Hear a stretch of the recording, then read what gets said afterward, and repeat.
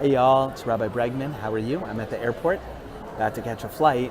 Wanted to make a quick video in response to a question that I received from more than one person in connection with the last video I had released. The last video I had released dealt with creating boundaries in relationships. Some people had asked me about that in a way that it seems like it could sometimes be problematic. Sometimes you might feel like you have too many boundaries and you might find that you're not emotionally vulnerable to other people. In the last video I spoke about that you want to keep out with boundaries. Boundaries could be a blessing. They should be a blessing when used correctly. You keep out the bad, let in the good. You keep out people that are trouble, and you'll get close to you people that are proper, right? What if a person's been hurt in the past? What happens if you've built up such a wall between you and other people that you find it difficult to connect, or you don't let people in, or your heart is encased in all kinds of walls and barriers and protective things so everybody stays out, good, bad, trouble? What do you do? So the Torah speaks about this. The Torah speaks about becoming emotionally vulnerable and dropping one's barriers in general as a theme vis-a-vis trying to connect to a brand new person. Torah speaks about it. Everything's in the Torah. Your instruction manual for how to get the most and maximum out of life, right? So what the Torah says, something kind of cool. Torah says an expression many times called Kairos es habris. If you look in the Torah, in Parshas Nitzavim, you look at it in other places when the Torah speaks about God making a covenant with the Jewish people, or two parties making a covenant, a special agreement, Torah uses the language Kairos es habris. Kairos means to cut. Es habris, a bris is like a covenant.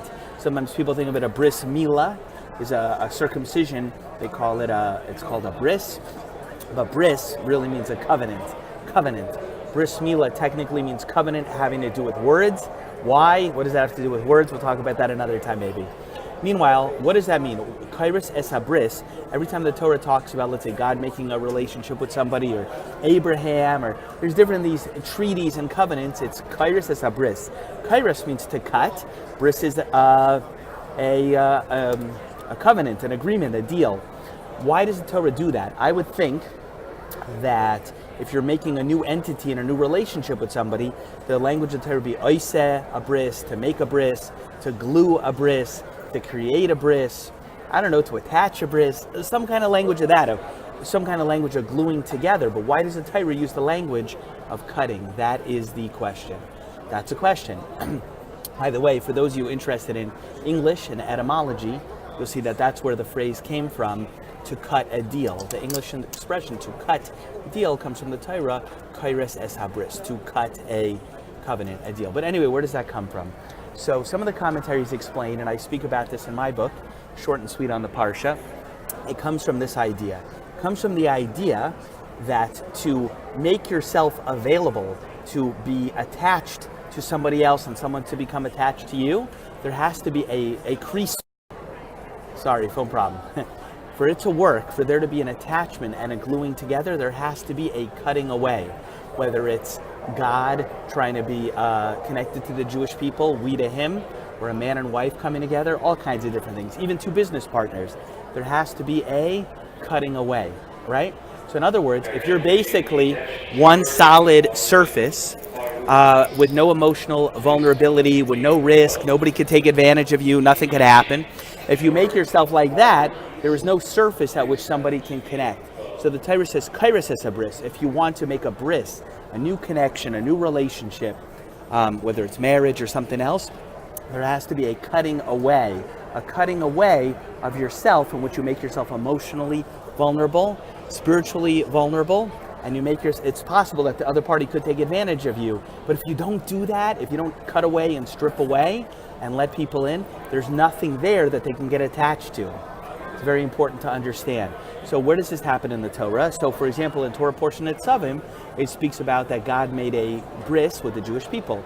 So how did God cut of himself away? What does that mean? So the commentaries explain, and this is in my Parsha book, I speak about it, that the way it works is that God made himself exposed to us, because once he said that Klal Yisrael, the Jewish nation, was going to be the chosen people, what happened as a result was he basically became stuck with us. He put his name on us.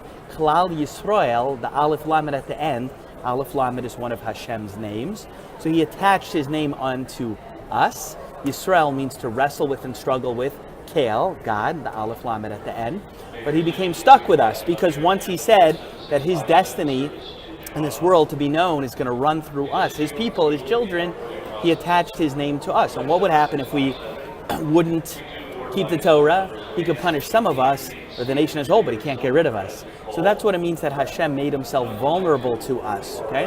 It was a stripping away and an exposing of oneself. And we did it to him when we agreed to keep the Torah and we accepted it in Mount Sinai. There's also a stripping away, a cutting away. What is that?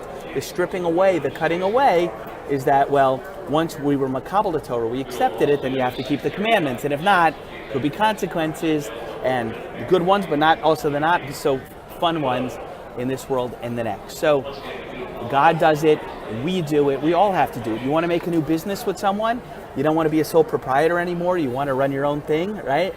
That's cool, that's totally fine. If you want to make a business with someone, you have to strip away.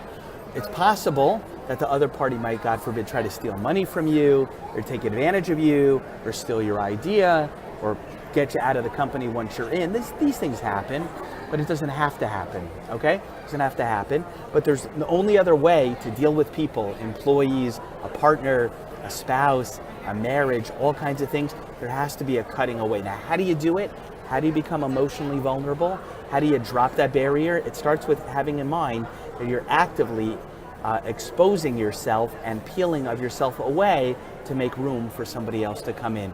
If there's no risk, it won't happen for you, okay? Anyway, I have to catch a flight, guys.